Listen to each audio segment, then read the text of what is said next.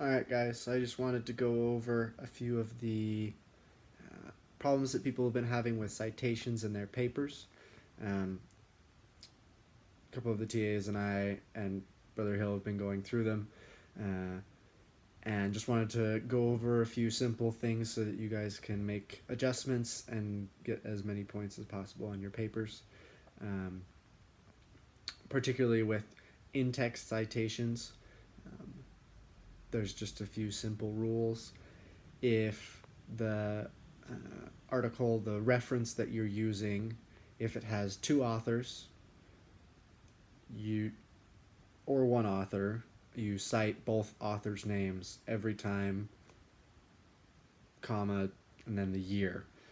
Um, you don't put, with any citation, you don't put, with any in-text citation, you don't put the initials of their first name at all. It's just the last name. So if you're quoting, Sylvia Rogers and Michael Davidson, then you would just say Rogers and then the ampersand sign, um, Rogers and Davidson, comma, and then 2012, close parentheses. That's basically how you do it with all of them. So one and two authors, you do both the names every time. If you have 3, 4, or 5 authors, the first time you use that reference in your paper, you list all the authors, comma, year that the study was published.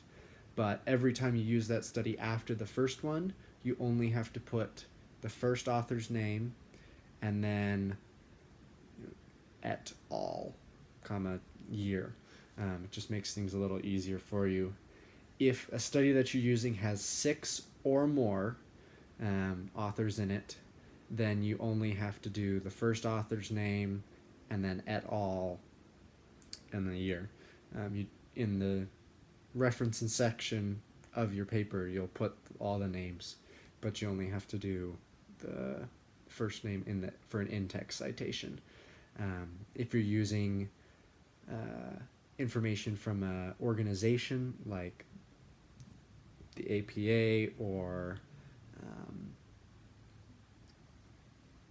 the NCAA or something like that, the first time you make the citation from them, you list or you write out the full name. So the American Psychological Association or the National College Athletic Association, and then the year. But after that, you can abbreviate it into the APA, NCAA, things like that. Brother Hill wants to make sure that you have 2 citations in every paragraph because this is a literature review. You should be offering commentary and making comments and insights, but you need to have adequate representation from the literature because that's what you're reviewing. We also want to make sure that in the text citations that you're using, the in-text citations, that you're formatting them correctly.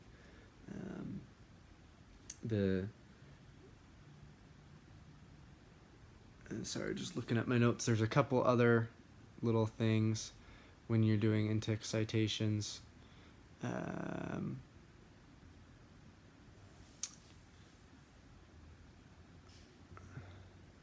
So you wanna make it flow.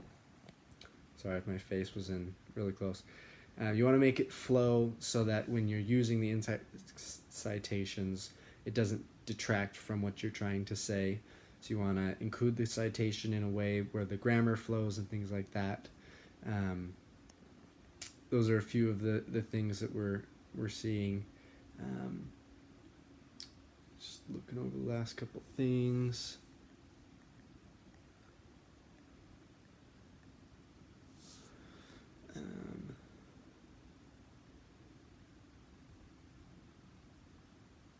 I think that's everything that we've been seeing for the most part.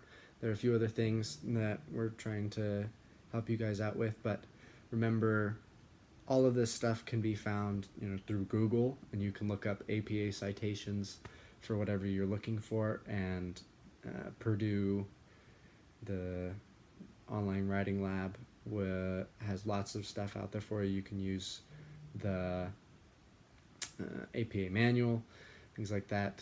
But remember, you can always watch this as many times as you need and look it up. We're always happy to answer your questions because we want you to do well on this paper.